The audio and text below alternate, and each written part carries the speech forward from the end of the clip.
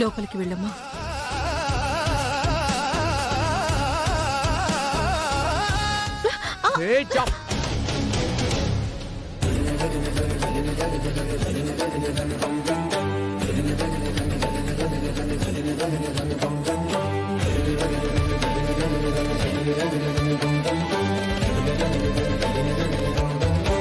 చెయ్యొదలరా.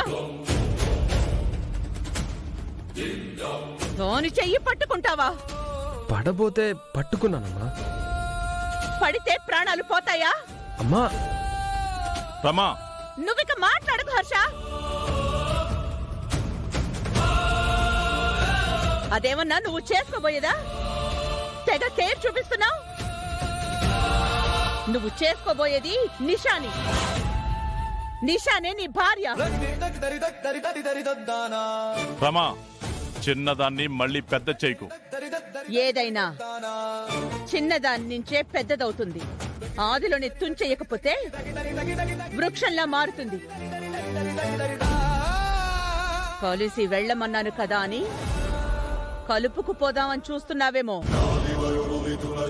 అమ్మగారు, అమ్మగారే అంతకు మించిన ఆలోచనలు చేస్తే తోలు తీస్తా.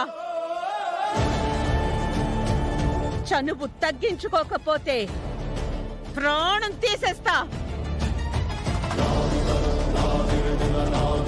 రమా, ఏంటిది? ఇంతే.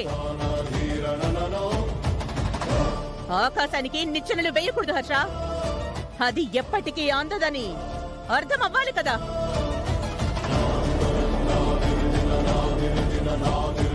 అర్థం కాకపోతే కోడెక్కిస్తా.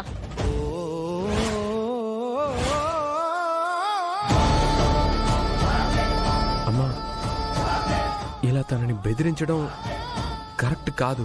బెదిరించడం ఏంట్రా? చేసేదే చెప్తున్నా.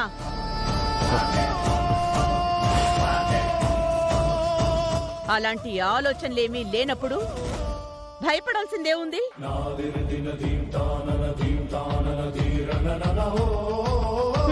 అంతే కదా హర్ష.